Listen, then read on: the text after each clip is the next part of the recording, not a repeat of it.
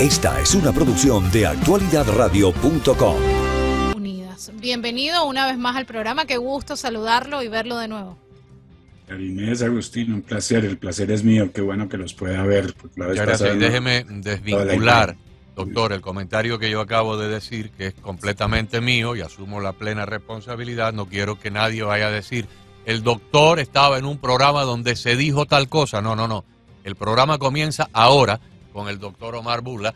El comentario sobre el FBI no tiene nada que ver con él y por lo tanto no se le debe atribuir esa opinión mía a la participación suya. Vamos a hablar de esto, pero no quiero que haya una clara delimitación o demarcación entre un comentario personal mío y lo que él pueda opinar. Yo acojo su comentario personal, Agustín. Yo acojo su... ¿Me escuchan? Perdón. Sí, perfectamente, doctor. Gracias. Acojo el comentario. Eso yo creo que es evidente que se trata de una noticia que muchos sabían, que ha sido víctima de todo lo que está saliendo a flote hoy en día, sobre todo esta avalancha de censura sobre todo lo que no era el mainstream, ¿no es cierto? La agenda noticiosa que querían empujar con el COVID. Hoy estamos viendo en Inglaterra, que me pareció ver un hashtag que se llamaba Lockdown Files, los files de las cuarentenas. También una manipulación mediática espectacular. El hecho es que sí se sabía antes y uno se pregunta por qué. Puede haber varias explicaciones. Sin lugar a duda, y siempre juega la dinámica interna y los periodos preelectorales que están empezando ya acaban de prender motores con la entrada de Trump hace poco y otros ya candidatizándose de lado y lado, inclusive, ¿no es cierto? Hay cierto movimiento. Y no dudo que tenga alguna incidencia. Ahora es muy extraño el timing, ¿no es cierto? Porque o es una reacción a una serie de eventos informativos que han pasado, sobre todo con la apertura de los Twitter Files, de los files de Twitter y otros nuevos descubrimientos. Y uno dice, ¿por qué será que lo sacan en este momento? Yo recuerdo mucho de haber visto pocos días después del inicio de la pandemia un video del profesor Francis Boyle de la Universidad de Illinois que hablaba ya del gain of function, de la ganancia de función. Y me acuerdo que lo había escuchado y dije, bueno, esto tiene mucho sentido. Ese video después lo quitaron, lo volví a encontrar recientemente, pero ya estaba muy claro, ¿sí?, de que se trataba de manipulación en laboratorio desde un principio, ¿no es cierto? Y la proximidad, como el senador Tom Cotton también, que fue negriado, como todos aquellos que negriaban esa palabra ya no es adecuada hoy en día, o que fue tachado, ¿no es cierto?, o censurado en el momento en que mencionaba cualquier tipo de probabilidad de proveniencia de este virus de un laboratorio, pues hubo una censura espectacular. Eso se ha abierto un poco y yo creo que eso es muy bienvenido. Y ahora el hecho de que se vaya a pasar a la Cámara Baja de Estados Unidos a discutir muchos de estos asuntos es también muy bienvenido y se abrirán otros frentes. Entonces uno no sabe, puede ser una reacción a la verdad que surgió, ¿no es cierto?, que surgió y que de alguna manera hay que defenderse. Otros lo atribuyen a la situación con China y al hecho de que se están supuestamente distanciando China y los Estados Unidos. Eso también es cuestionable, yo diría que es cuestionable, teniendo en cuenta de que gran parte de la investigación que se hizo en Wuhan tenía fondos americanos, ¿no es cierto? Y fue el propio doctor Fauci el que vehiculó esos fondos. Durante el gobierno de Barack Obama se firmó una prohibición de este tipo de investigación, de ganancia de función. A pesar de esa prohibición, se alcanzaron a canalizar fondos de los taxpayers americanos al laboratorio de Wuhan, que sirvieron precisamente para esta investigación de ganancia de función. Ahora que se sabe que sale de ahí, entonces uno dice, bueno, en qué medida es China o los Estados Unidos o los dos, o habrá otra capa por encima de esto, que es la que está manipulando la información que está saliendo ahora. Yo como veo que esto es muy reciente y como ven la han entregado a cuentagotas. Primero fue el Departamento de Energía, después la propia Casa Blanca dijo, no, sí, hay diferentes fuentes, unas dicen que sí, otras dicen que no, ahora el FBI lo confirma. Hay el FBI además en el cual el pueblo americano confía menos y menos a raíz de muchas otras cosas y el DOJ y las instituciones americanas de justicia que no son confiar. Entonces uno tiene que coger esto, a mi modo de ver, y yo vi el video efectivamente de Brett Baier con director del FBI, con Ray, y hay que cogerlo con un grano de sal, ¿no es cierto? Con un grano de sal, porque nunca falta una intencionalidad ulterior. Y esa intencionalidad ulterior yo creo que es muy temprano todavía para saberla, pero puede tener muchos matices. Recuérdense que estamos a puertas de una gran discusión del tratado de la pandemia del COVID en Ginebra, ¿no es cierto? En los próximos meses, o sea, se aprobaría en el 2024, y de alguna manera una trivialización y una banalización de las armas biológicas y de su producción y de la posibilidad de que existan, podría justificar el que otra vez nos digan, no, hay que protegerse. ¿Qué tal que China vuelva a atacar? ¿No es cierto? Hay muchas cosas. Yo creo que es un poco temprano para juzgar, pero sí soy siempre muy sospechoso, como tú mismo dijiste, Agustín, ¿por qué 2 años y medio después? ¿Y por qué ahora? Y ese por qué ahora, como repito, puede tener mucho que ver con cosas internas, pero como los fenómenos son con asuntos internos, pero como los fenómenos son ahora de carácter global, y es claro que el gobierno americano está siendo dirigido por el globalismo, ¿no es cierto? Yo creo que ya eso es más debería estar muy claro para muchos en todo caso.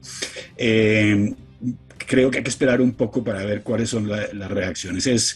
Es muy, yo diría, hoy puse en un tweet anunciando que la invitación que ustedes gentilmente me hicieron, que es deleitante ver que la información de alguna manera salga a flote. Está saliendo muchísimas cosas a flote. Lo que me preocupa es que salen muchas cosas a flote, pero sobre todo en los Estados Unidos, ¿cierto? Un poco en Europa hasta cierta medida, pero en nuestros países, en América Latina, es como si nada hubiera cambiado. Óigame. No, aquí no ha pasado nada, aquí estamos todavía todos para vacunarnos mañana con el booster número 16, ¿no es cierto? Y la aquí penetración. Yo he hablado rápidamente, hace una semana hablé con Aniel en Colombia. Usted sabe que yo tengo familia en Colombia. Sí. Pero bueno, esta era una familia amiga, no eran familiares, ellos están claros. Y desconocían totalmente todo lo que tenía que ver con la vacuna. O sea, no están totalmente idos. No hay, es como si no está pasando nada en el mundo.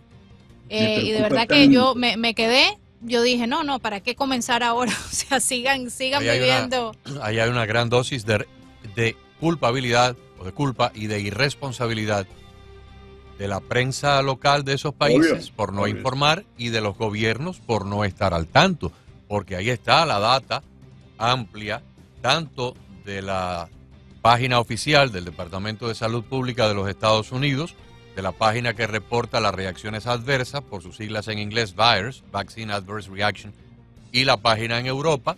En Francia está esta dependencia de las naciones que integran la Unión Europea, que se llama... ahora me viene el nombre. Esa página recopila la misma información que Estados Unidos recopila en VAERS, la Unión Europea la recopila en esta página de lo que es salud pública de los 28 países. Acá en Estados Unidos ya van por 37,000 muertes y decenas de miles de personas que han quedado permanentemente incapacitadas después de la vacuna. De acuerdo a la data oficial del gobierno federal de los Estados Unidos, en Europa son más de 50,000 los muertos, recopilados por esta entidad de la Unión Europea. Así que los países latinoamericanos tienen una amplia fuente. Hasta lo último que supe, en Colombia todavía, cuando llegas, si no estás vacunado, no entras. No sé si eso ha cambiado. Me pasó, Karina, yo fui al Ecuador a fin de año y entré al Ecuador tranquilamente. Después, para volver a mi propio país, me dijeron, necesita el test. Y yo dije, Dios mío, ya el mundo... ¿Qué pasó aquí, no? ¿Cuál es el desliz? O no nos dimos cuenta que las cosas han cambiado. Pero he visto ya, ayer vi, y ya no salgamos de América Latina, cogemos el África. El África solo fue vacunada el 1%, más o menos. El 1%. 2%. Y hay una cosa que se llama el Vaccine Equity Project, ¿no? Empujado sobre todo por Open Society Foundations y otro, que es básicamente garantizar garantizar la vacunación de todos los africanos. Yo digo, qué suerte tuvieron, ¿no es cierto? Porque es como que hubiera dos mundos, un mundo que no se ha dado cuenta, ¿no es cierto?, en absoluto, y es muy grande. Es muy grande porque tú dices, Agustín, son los medios de comunicación. Recuerda que los medios acá de comunicación hacen parte de los mismos conglomerados mediáticos, ¿no es cierto?, mainstream. Entonces aquí el periodista colombiano, peruano, etcétera, lo que hace es coger noticias AFP, Agence France-Presse y Reuters y volver a escupir lo que dicen, ¿no es cierto?, sin ningún tipo de análisis. Eso uno no puede esperar porque no les mandan eso en el feed, no está ahí, la noticia no está ahí. No, hay que salir a buscarla en otra fuente. Me acordé ahora, la entidad esta europea se llama Eurovigilance, está en Francia, pero es una dependencia de la Unión Europea. Sí. Profesor, dime. Hablando de este tipo de cosas de China, saliéndonos un poco del tema del virus y de la pandemia, ayer, por primera vez en la historia de los Estados Unidos, se crea un comité especial de la Cámara de Representantes, una especie de comité selecto, para dedicarse única y exclusivamente a la amenaza de China. Este no es un comité de energía o del Departamento de Relaciones Exteriores que hace una audiencia, una por aquí, otra por allá. Este es un comité que se va a dedicar en cuerpo y alma a la amenaza de la China comunista para los Estados Unidos. Y yo le decía a Karine que es una amenaza multifacética. Roban tecnología, espionaje comercial, intimidan a personas, tienen inclusive departamentos de fuerzas policiales aquí en las embajadas y demás que secuestran gente y intimidan, tienen la penetración cultural de los institutos Confucio, o sea, es un pulpo con 1000 tentáculos. ¿Qué significado, qué importancia tiene que parte del Congreso, y digo parte porque la mayoría de los que han querido hacer esto son republicanos, le esté dedicando esta atención al peligro de China comunista?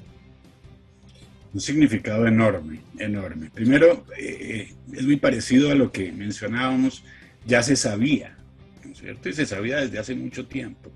Tú ya lo mencionaste, en las universidades, los institutos Confucio, todo lo que tiene que ver con el comercio bilateral, todas las malas prácticas de la China pues salieron a flote precisamente en el momento en que el expresidente Trump se puso más duro con la China para poder tener un comercio más fair, ¿no es cierto? No solo free, sino fair, ¿no? Comercio justo, etcétera. Ya se sabía.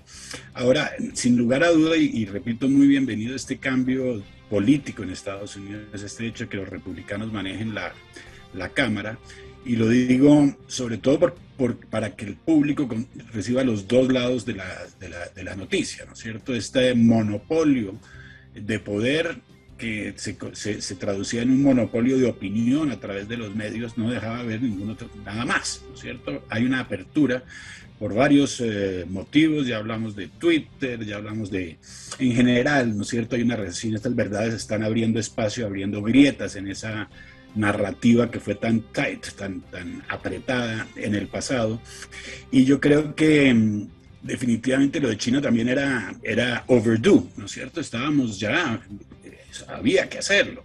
Lo que pasa es que el problema es hiper complicado definitivamente desde el punto de vista tanto político interno, porque sabemos que los vínculos, y eso ojalá salga a la luz de manera más clara, entre la propia familia Biden y la China son un tanto grises, ¿no es cierto?, en términos de dineros que han pasado de la China al Partido Demócrata, de la China a la Universidad de Pensilvania, de la China a la Universidad de Delaware, donde los centros se llaman el Penn Biden Center, el Algo Biden Center, ¿no es cierto? Entonces, y volvemos aquí a una situación muy sui generis, pero muy parecida a la anterior que mencionábamos. ¿Cómo separamos a la China de Estados Unidos con lo del virus cuando había dinero americano en Wuhan y Fauci en la mitad? ¿Y cómo separamos la China de Estados Unidos cuando el propio presidente y gran parte y muchos del Partido Demócrata han recibido fondos de la China? La penetración de la China lleva muchos años, muchísimos años, y están muy, muy, muy lejos, ¿no es cierto? Hasta ahora se está reaccionando a TikTok, hasta ahora se está reaccionando, y como digo, de manera muy tardía, a una penetración que había sido más o menos trancada durante el gobierno Trump, sobre todo desde el punto de vista comercial, obviamente, pero después se le dio rienda suelta.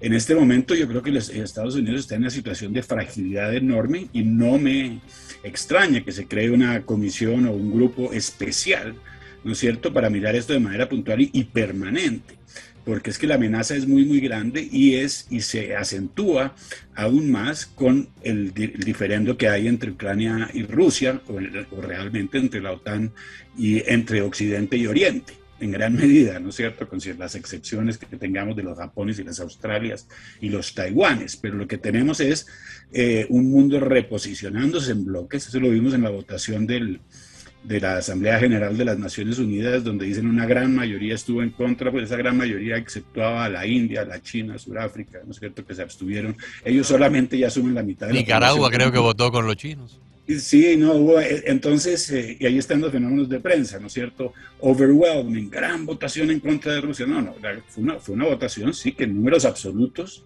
pues hubo más votos en pro que en contra, pero en términos del peso y de la ponderación de quienes votaron, pues la cosa es muy diferente. Esos son otros fenómenos de prensa. Yo creo que es supremamente importante, y me parece que es supremamente importante además para nosotros acá en el sur, en América Latina, porque es que la presencia de la China y de Rusia en América Latina es enorme. Ha sido también mencionada desde hace décadas. En Venezuela, Rusia es el primer exportador de armas a América Latina desde el 2010. Argentina, Uruguay, sí, Panamá. ¿Y de qué lado? Y si hay una ruptura de grandes bloques, nosotros ya, los gobiernos actuales narcosocialistas de la región seguramente adherirán a sus parceros, como se dice, de antaño, ¿cierto? Que son los gobiernos pro-cubanos, ¿no es cierto?, los Nicaraguas, etcétera. Maduro básicamente tiene que reaccionar. Ahí tiene, dentro de Venezuela, tiene Irán, $4.000 millones descubrieron ahora llegando a la cuenta del hijo de Jamenei a Venezuela, barcos iraníes llegando a las costas brasileras y transitando por el Caribe. Y entonces sí nos interesa esto de la China, porque en un momento dado, sí, Dios no quiera, se arman dos bloques, como se armaron el siglo pasado, con características muy diferentes, pero bien antagonistas. Nosotros vamos a tener, el mundo entero tendrá que escoger, y América Latina no está en una, por lo menos en una coyuntura que le permita escoger, dadas las alianzas que tienen estos gobiernos con la Rusia, con China, con el antiamericanismo, básicamente. Fíjense que hoy sale una noticia, creo que fue ayer, me parece que fue ayer por la noche que la vi, o tal vez esta mañana, que el Departamento la CIA advierte al Departamento de Defensa que sus analistas han llegado a la conclusión de que China ha planeado la invasión de Taiwán para el 2027. Sobre esta noticia, que hasta ahí es la noticia, leí la opinión de un articulista que dice, bueno, los chinos están casi que apostando por una continuidad de los demócratas en la Casa Blanca, con o sin Biden, para 4 años más, y por lo tanto en el 2027 sería dentro de ese segundo periodo demócrata de gobierno ejecutivo. Pero el artículo de la CIA, el artículo también decía que la CIA estimaba que el estancamiento de Rusia en Ucrania está haciendo a China reconsiderar los planes de invadir Taiwán, y a lo mejor los pueden postergar un poco más. Sin embargo, lo que no dice el artículo es lo que voy a decir yo aquí. China está observando con mucha atención el gasto enorme que los Estados Unidos está teniendo, no en términos de dólares, sino en términos de municiones, de armamento pesado en Ucrania, al punto de que las noticias son abiertas, de que tenemos en este momento el menor inventario de municiones en nuestro arsenal desde la Segunda Guerra Mundial. Hay generales que han advertido de que si tuviéramos una segunda guerra, un segundo frente, Estados Unidos en 1 o 2 semanas se quedaría sin municiones, porque estamos entregándole a Ucrania una gran cantidad de armamento, de municiones, pero los fabricantes de estas municiones no los están reponiendo con la misma celeridad. Y los chinos, me imagino que a sabiendas, pues estarán diciendo que esta guerra se continúe ahí por secular seculorum, porque mientras tanto esto ocurre, Estados Unidos se va se va debilitando en cuanto a su capacidad bélica, porque no va a tener las municiones suficientes, y si un día los chinos deciden atacar Taiwán, ¿con qué vamos nosotros a salir a respaldar a los taiwaneses si prácticamente no nos queda ya nada, o no nos quedaría ya nada en nuestras bases militares y en nuestro arsenal? Esa también es una conclusión a lo cual yo creo que la CIA debería estar prestándole atención. No, definitivamente, mira, el envío de armas no tiene precedente. Es una cosa, además es escalatorio, sin lugar a duda. Eso depende de qué perspectiva se mire, decir que Rusia va perdiendo. No voy a tomar lado, simplemente les quiero contar el otro lado de la historia. Acuérdense que Rusia llamó esto una operación especial desde un principio. Ese es el nombre oficial por parte de los rusos de lo que está pasando, sobre todo en la región del Donbass, porque fue la región del Donbass donde hubo problemas de persecución a los rusos, de prohibición de hablar el idioma ruso, de incumplimiento del acuerdo de Minsk del 2015, que en principio le daría alguna autonomía a la región del Donbass, dada su proximidad étnica y política y otras cultural con Rusia. Esto no se cumplió. Y por eso Rusia llama esto, o lo llamó desde al principio, ahora las cosas pueden haber cambiado, una operación especial. Y la operación especial consistía sobre todo en la recuperación del Donbass, ¿no es cierto? Que haya intenciones expansionistas más allá, pues la prensa dice, no, después siguen con Polonia, después siguen, yo no sé, puede que sí, puede que no, pero eso ya son especulaciones de quien desee atribuirle más o menos amenaza, carácter de amenaza a los rusos. Ahora, definitivamente la China está en una situación súper confortable, una situación hiper confortable, en todo sentido, porque es que mientras que Occidente se autodestruye por un lado, desde el punto de vista energético, mientras que la población de Occidente está hoy con niveles de inflación nunca antes visto, en Inglaterra no se puede comprar más de 3 tomates, yo no sé si ustedes vieron eso, el tomate está limitado, entonces uno no puede comprar más de 3 en Londres. Give me a break, por Dios. No lo sabía. Mira, yo te lo voy a decir una cosa. Hoy estaba almorzando con unos jóvenes. Les decía, yo me siento en un paraíso en Colombia en este momento. Aquí no está pasando nada. Aquí no. Irónicamente son los países desarrollados los que están sufriendo más porque además su organización institucional propia les permite implementar cosas fácilmente. Les decía, traten de implementar el Social Credit System en la Amazonía a ver cómo les va, ¿no es cierto? Es un poquito llevando las cosas lejos, pero hay unas ironías aquí muy grandes. El hecho es que, para volver a la China desde el punto de vista climático sigue explotando carbón, ¿no es cierto? Que una política se fuera diciendo que hay ciertos esfuerzos de renovación, porque tampoco puede estar en disonancia con los esfuerzos globales, ¿no es cierto? Pero mucha hipocresía, poca información de lo que se hace. La China, recibiendo petróleo, recibiendo gas más barato de Rusia, ¿no es cierto? Primero que todo, 60% del gas ruso está siendo exportado a la China. Otros países de Oriente también beneficiándose, como la India, de alguna manera están de espectadores, mientras que Occidente, ¿qué hace? ¿No es cierto? Occidente autodestruyéndose. Tenemos el caso de los Estados Unidos y todo el problema energético. Colombia, Dios mío, ya, siguiendo el ejemplo, donde aquí no quieren explotar petróleo porque vamos a vivir de turismo, pero ese es otro capítulo. El hecho es que Occidente y Europa en una crisis muy grande, son las tasas de inflación enormes y dicen que no van a bajar mucho durante el año, ¿no es cierto? La tasa de crecimiento europea también bajísima, la inflación altísima, como les mencioné ya, el Reino Unido. Y de Europa, de alguna manera, como el escenario es como hay una guerra dos tipos de guerra de proxy aquí a mi modo de ver. Una guerra de proxy entre la OTAN, ¿no es cierto?, y Rusia, diría, con ese respaldo de la China, pero otra guerra de proxy en que Estados Unidos de alguna manera está utilizando a Europa como carne de cañón. En el momento en que hay una deflagración, ¿quiénes son los primeros en sufrir? ¿No es cierto? Y como si no tuvieran el ejemplo de hace 60 años suficiente. Ahora, en términos de armamento, sin lugar a duda, ahora hay una producción de armamento bárbara, ¿no es cierto?, que sea suficiente para cubrir tantos frentes. Difícil, porque es que hay muchos frentes abiertos. Déjeme, hablando de frentes, doctor. Sí, bien. Le pongo una secuencia de noticias para que usted las contraste o nos dé una opinión general. Hace 3 semanas más o menos se reportó que Benjamín Netanyahu había hecho un viaje relámpago a la capital de Jordania para una reunión privada secreta con el rey Abdullah. Esto estaba fuera de protocolo, las cancillerías no hablaron de esto, la prensa no se enteró hasta después que ocurrió. Segundo, un periódico de Israel publicó la semana pasada que hubo una reunión de alto rango donde Netanyahu se reúne con su ministro de la Defensa, el jefe de las Fuerzas Armadas israelíes, el jefe de los servicios de inteligencia de Mossad y 2 personas más, con el único propósito de estudiar un ataque a Irán. Tercera noticia.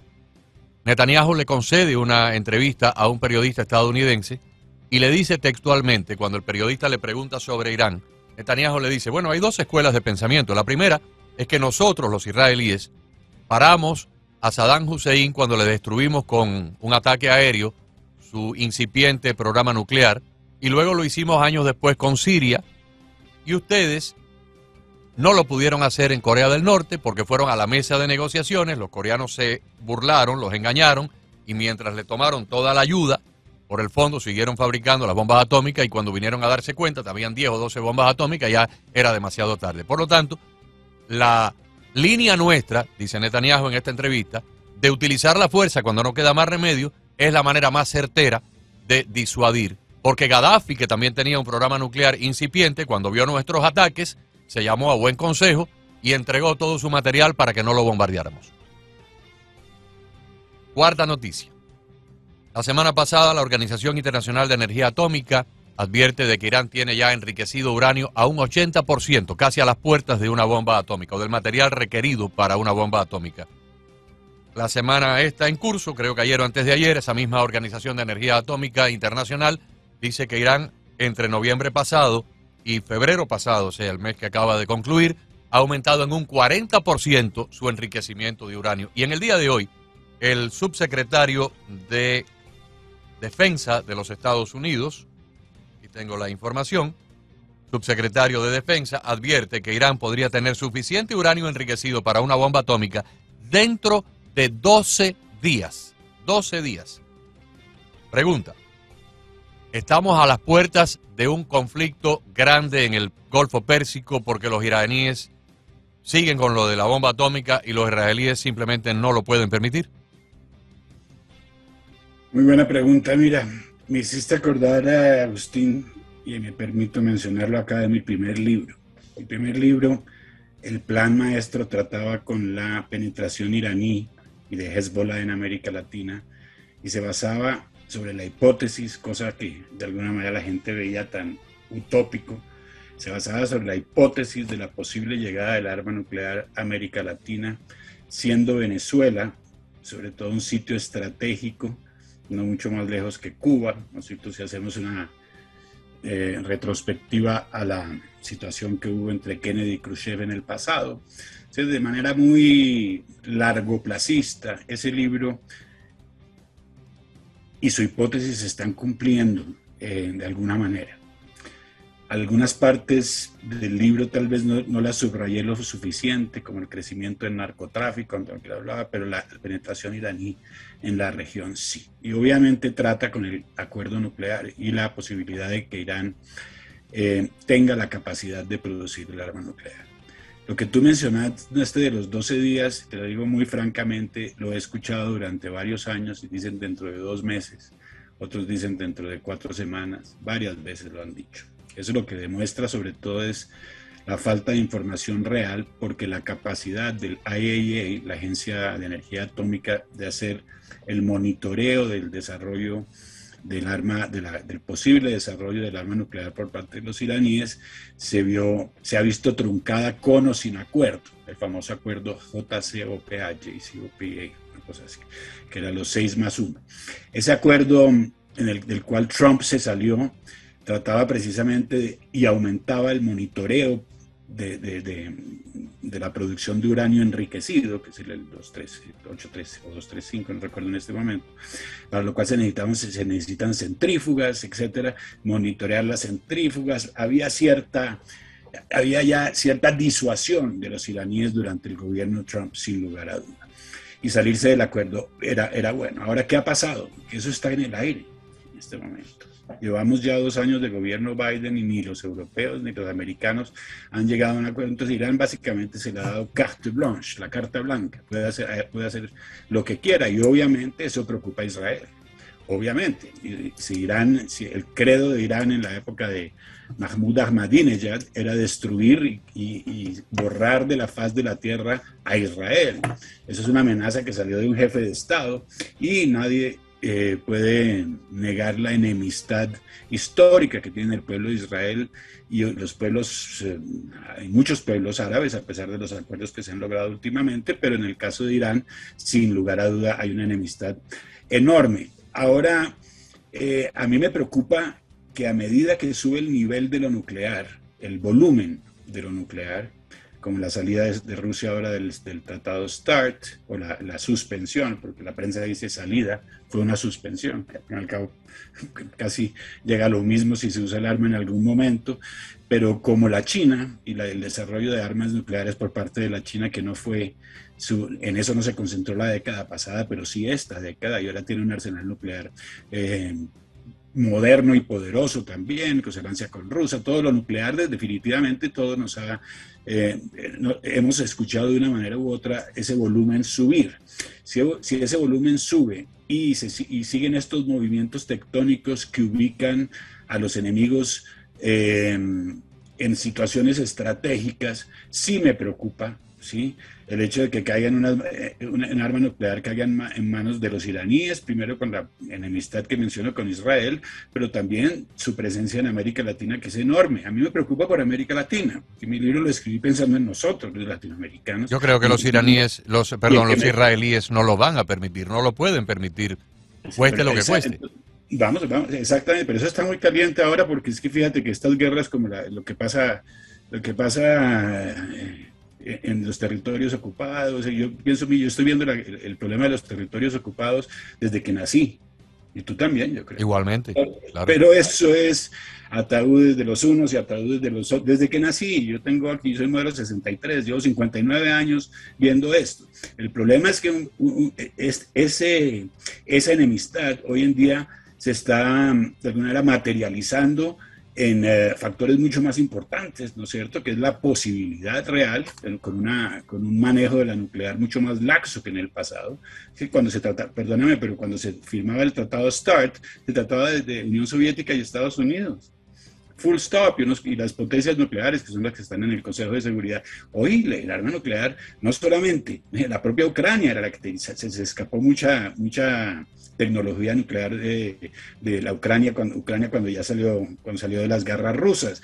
Pakistán, la India, Corea del Norte, estamos en una inestabilidad política que puede crear lo que yo en Colombia llamamos el florero de Llorente. El florero de Llorente es lo que hizo que se diera la independencia colombiana, o como diríamos, la caída del arquiduque de Sarajevo, que dio lugar a la Primera Guerra Mundial, ¿no es cierto? Solo es de una chispa. Entonces, yo sí creo que estamos, es decir, yo sí le temo, yo creo que a la posibilidad de una chispa suelta, ¿no es cierto? Y de alguna manera el hecho de que China haya reaccionado con esos 12 puntos que está proponiendo, que son obviamente no factibles para ninguno de los lados, porque tienen unas implicaciones muy, muy fundamentales, de alguna manera le baja el tono a la cosa, ¿no es cierto? En eso sí me parece que está, ¿no es cierto?, que hay que bajarle el tono a la cosa, porque el volumen de este lado, del lado de Occidente, está subiendo a una velocidad bárbara, tanques, y ahora F-16 ¿no es cierto? Hay una escalada armamentista y guerrerista. ¿Usted se acuerda, doctor? ¿Ha oído hablar, me imagino que sí, del último discurso de Dwight Eisenhower, el discurso de despedida, y de cómo hizo una gravísima advertencia al pueblo americano sobre el peligro de la industria militar en los Estados Unidos, lo que él llamó el Military Industrial Complex? Dijo que tenían profundos nexos con los gobiernos y que en el futuro el pueblo americano tendría que prestar mucha atención, porque por intereses comerciales esta industria armamentista pudiera lanzar a los Estados Unidos a una nueva guerra. Y eso lo dijo, caramba, el hombre que le ganó la guerra a Hitler y que luego fue presidente de este país. Y con otros componentes más contemporáneos que también, fíjate, que también son preocupantes. Cuando tú ves quiénes son los primeros accionistas de los productores de armas en América, precisamente los que están ofreciendo hoy el F-16, McDonnell Douglas y otros, es BlackRock y Vanguard. BlackRock. We come back. Ahora volvemos a, ¿no es cierto? Ahora nos ponemos en el presente.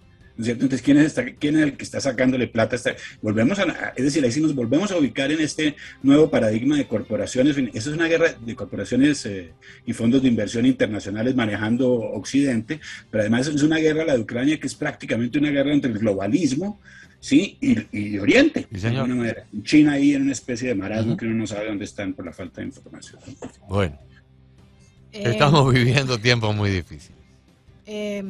Doctor, usted dijo hace unas horas, faltan 2 o 3 años para que todo aquel que creyó en el circo del COVID, las máscaras, los encierros, se den cuenta que todo se trataba de control. Y cuando se den cuenta, ya va a ser tarde para todos. ¿Por qué usted dice 2 o 3 años? Eso, yo pensé que ya a estas alturas todo el mundo iba a caer en cuenta en lo que se hizo en los pasados 3 años. Mira, volvemos a lo que decíamos, la gente... No son suficientes los que saben, inclusive gente muy educada y muy ilustre. Las conocemos. Supuestamente informada, que no sabe lo que está pasando, porque es que no toda la gente está como ustedes o como yo detrás de la noticia. Ese es el trabajo de ustedes y me dedico a eso también.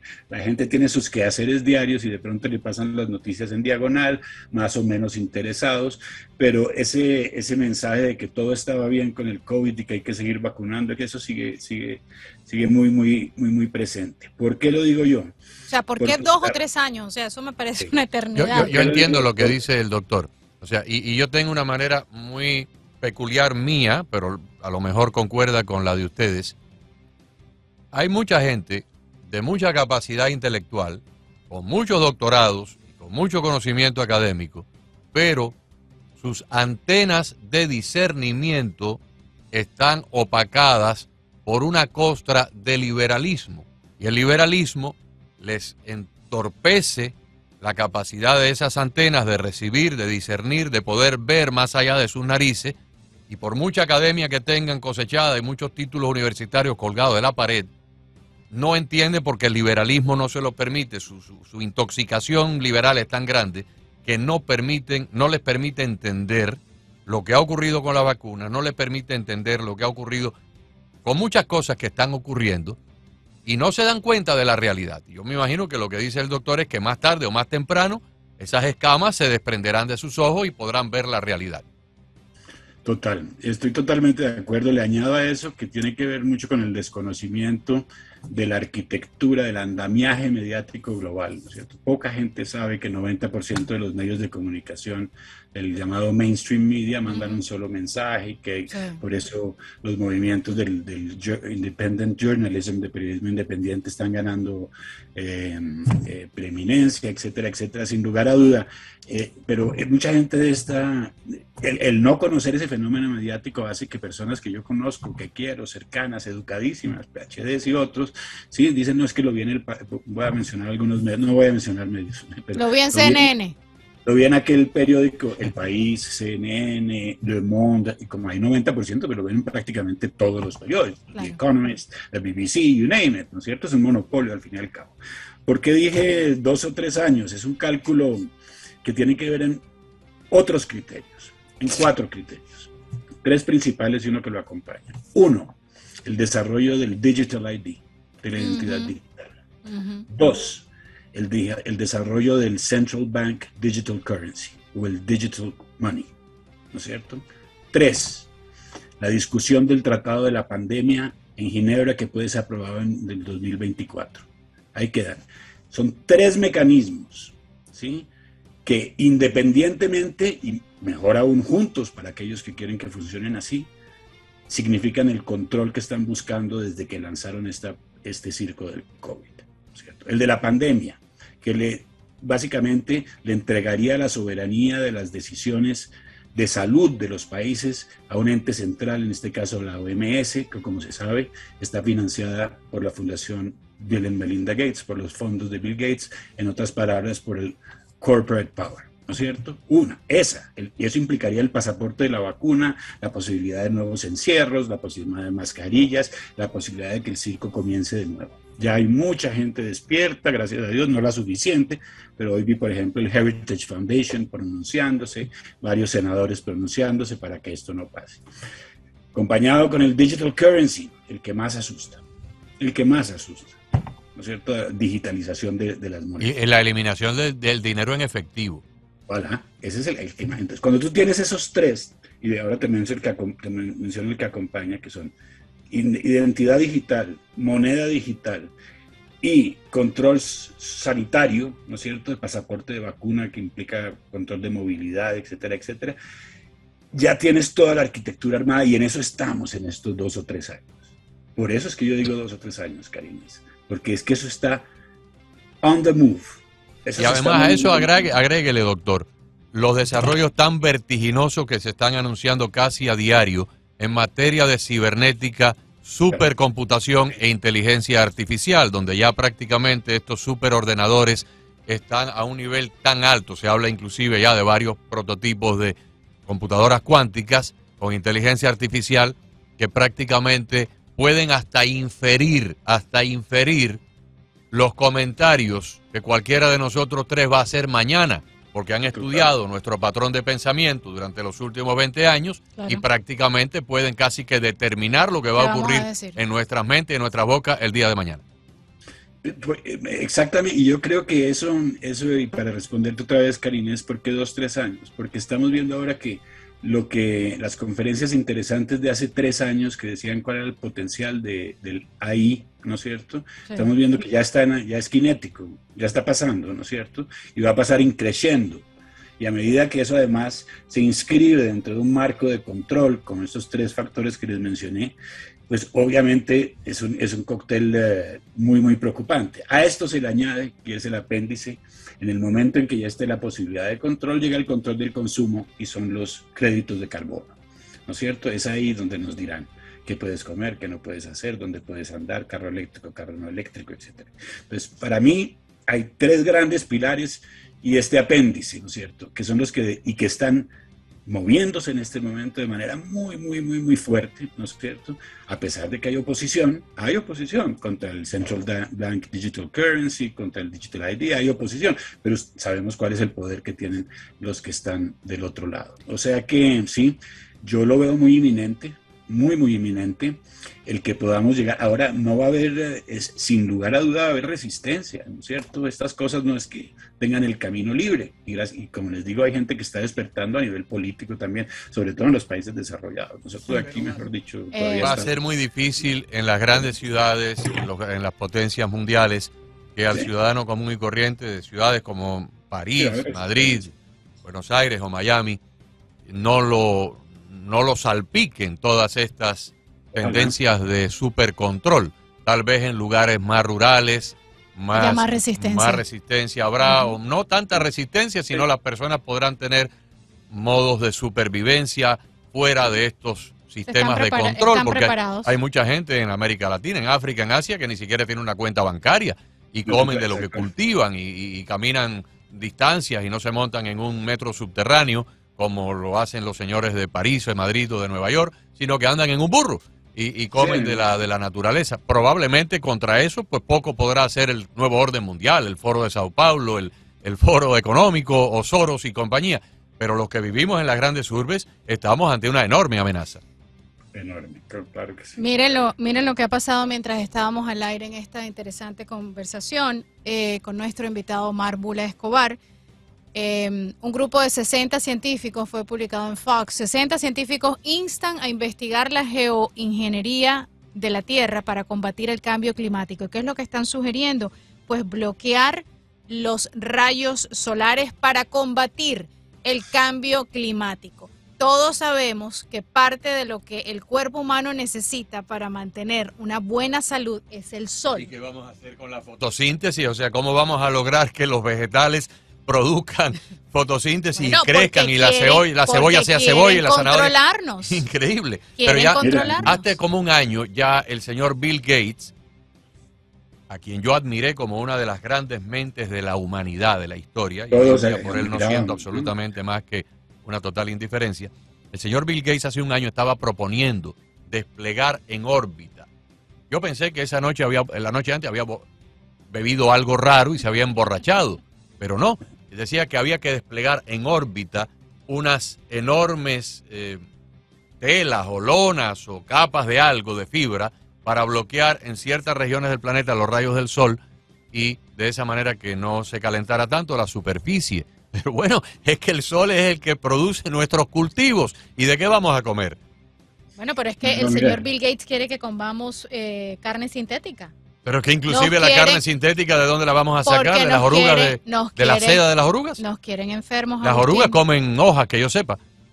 Mira, yo fui profesor de cambio climático y me he metido en este tema mucho, cambio climático y conflicto. Y espero que los alumnos, que mis alumnos hayan visto que yo siempre les presentaba los dos lados de la moneda. Les decía, escojan, ¿no es cierto? Porque así como hay un credo, el credo de Al Gore, ¿no es cierto? Que decía que el monte Fuji en el 2015 ya no tendría nieve. Ayer estaban esquiando ahí, por si acaso, ¿no es cierto? Que los glaciares, bueno, una cantidad de cosas que han salido, y han salido unos videos muy interesantes. Hay uno que se llama The Global Warming Swindle, la estafa del calentamiento global, con muchos científicos de grandes universidades, el antiguo director de Greenpeace y otros, negando sobre todo que el punto central ahí, que es la incidencia de la vida del ser humano sobre el clima, porque nos echan la culpa a nosotros, ¿cierto? Son nuestras actividades, si es un fenómeno antropogénico o no, que si su génesis somos nosotros y somos los culpables de estar destruyendo este planeta, y por eso no tenemos que pegarnos aquí latigazos y, ¿no es cierto?, así con espinas y todo, decirnos yo mea culpa, ya no como carne, ya no como esto, ya no, etcétera, etcétera. Hay una cosa ahí muy, muy, muy grotesca de por medio. El hecho es que se cuestiona y la gente tiene que saberlo. Hay más, hay un grupo de 500 científicos que dijo que no existía la tal, que obviamente no lo publican, llegamos al mismo fenómeno mediático, ¿no es cierto? Y ojalá esto siga. ¿Y qué vamos a hacer, doctor? ¿Cómo esta gente va a resolver el problema de las emanaciones que producen cerca de 2.000 volcanes activos, algunos de ellos en superficie terrestre, muchísimos bajo el mar, que todos los días, en el transcurso de esta conversación, y mañana y pasado, van a seguir emitiendo a la atmósfera miles de toneladas de gases tóxicos que contaminan mucho más la atmósfera, pero para lo cual el planeta tiene un proceso natural de autorregeneración, porque estos volcanes no son de los últimos 30 o 40 años, llevan con nosotros 30 o 40 millones de años echando todo lo que tengan que echar a la atmósfera, y sin embargo el planeta se autorregenera. ¿Qué vamos a hacer con las llamaradas solares que producen unas hiperemanaciones de plasma que luego vienen y afectan la atmósfera y afectan inclusive el campo magnético y producen cambios climáticos y producen cambios geológicos? O sea, estos señores le echan la culpa al hombre. Yo no digo que el hombre no tenga culpa, yo no digo que no estén subiendo los niveles de los océanos, porque yo lo he visto en la playa de Punta Cana, en la playa de Luquillo en Puerto Rico, en la playa de Miami Beach, lo he visto con mis propios ojos. Está ocurriendo. Pero de ahí a que nosotros, los seres humanos y la revolución industrial, seamos los únicos culpables. Hay un montón de cosas que están fuera del control humano porque pertenecen a la naturaleza, a los ciclos geológicos y naturales. Esta gente desconoce que hace 15 o 20 mil años habían nieves que llegaban hasta Sicilia. Había una glaciación y una helada donde todos estos países, Italia, España, Portugal, estaban cubiertos de hielo, y hoy no. O sea, no son honestos. El señor Al Gore viene esquiando no en el monte Fuji, sino en la luna de Valencia, desde que perdió la elección contra Bush en el año 2000. No, mira, esto hay muchos comentarios, pero el comentario más inteligente que yo he escuchado al respecto es del antiguo presidente Václav Havel de Checoslovaquia, que era cuando Gore estaba sacando su película sobre el cambio climático. Dice, mire, se me hace brillante uno poder ofrecerle a la gente un cambio que nadie va a ver, un cambio en el futuro, ¿no? Prometerles que dentro de 200 años el planeta va a ser mejor cuando nadie va a saber de los que están vivos hoy. Qué mejor fórmula política, prometer lo que nunca puedo probar si cumplo. Dice, fantástico. No, eso es un videito muy corto que les aconsejo, claro, pero se me hizo de una slyness, como se dice, de una astucia por parte de Havel, aparte de todo lo que implica. Yo creo que es muy importante dividir nuestro afán ecológico y de cuidar el planeta a cuidarlo porque hay un cambio climático. Claro. No, es que el planeta hay que cuidarlo de todas maneras. Yo creo que tanto ustedes como yo nos aterramos cuando vemos el plástico en los océanos. Eso es una cosa de cultura, eso hay que cambiarlo, tenemos que cuidar nuestras aguas. Yo estoy totalmente de acuerdo. De ahí que haya que cambiar todo el modelo económico del mundo, empobrecer países más de lo que son para entrar con unas energías que además tienen unos impactos que no sabemos, no tenemos ni los recursos a largo plazo, ¿no es cierto? Además que su explotación es también muy negativa para el medio ambiente, ver las minas del Congo, etcétera, de la cobalto, etcétera, etcétera. Nos estamos aventurando en esto de alguna manera y no sabemos a dónde vamos, pero lo que sí sabemos es que con el afán, supuestamente, de hacer lo que sí deberíamos hacer básicamente, que es cuidar nuestro planeta, no contaminar, no tirar basura, que el tubo de escape esté bien calibrado para no tirar tanto mugre al aire, ¿no es cierto? Unas cosas civilizadas que se pueden hacer, pero no necesariamente cambiar el mundo en que vivimos, hasta el punto de que cuando lleguemos al famoso carbon footprint, a la huella de carbono, ¿sí?, será debido al cambio climático y por culpa del cambio climático que no vamos a poder hacer una cantidad de cosas. Entonces, esto va mucho más allá, y esto es muy grave. Cuidar el planeta sí, pero los motivos definitivamente no son esos. Y hay mucha resistencia. Ustedes saben que hay resistencia en Florida sobre el sistema ESG, ¿no es cierto?, que es el que supuestamente mide el rendimiento de las empresas, empujado por BlackRock. Ya DeSantis dijo, ESG está muerto de entrada acá, otros estados de Estados Unidos lo están trancando también, pero esto es una batalla, ¿no es cierto? Vamos a ver, obviamente hay mucho poder del otro lado, pero también hay mucho despertar. Perfecto, doctor, quedamos para un próximo programa muy interesante. En el próximo programa que tengamos, tal vez dentro de 2 o 3 semanas, le vamos a pedir que ya vaya haciendo un poquito de planificación en ese sentido, un recorrido por el mundo entero para que nos analice, por ejemplo, cómo ve la situación en Perú, en Chile, en Argentina, en México, en Brasil, Canadá, España, la Unión Europea como tal, la India, porque sin duda cada una de estas regiones tiene sus propios problemas, propias dinámicas y sus propias interacciones, y usted pues está en una posición extremadamente privilegiada para iluminarnos sobre el mundo tal vez para los próximos 3 a 5 años. Lo dejamos con esa inquietud. Nos vamos a darle la vuelta al mundo en 80 minutos. ¿Cómo no? Como Julio Verne, pero en versión más corta. Fuerte abrazo. Qué gusto tenerlo. Muchísimas gracias, que Dios los bendiga, muchas gracias. Igualmente, muchas gracias. Bendiciones para usted. Omar Bula Escobar, analista internacional, uno de los 100 expertos en geopolítica más influyentes en el mundo, quien además trabajó 20 años en las Naciones Unidas. Qué rico se conversa. Qué mente más privilegiada y qué honor tenerlo aquí en Cabo. Qué honor, claro que sí.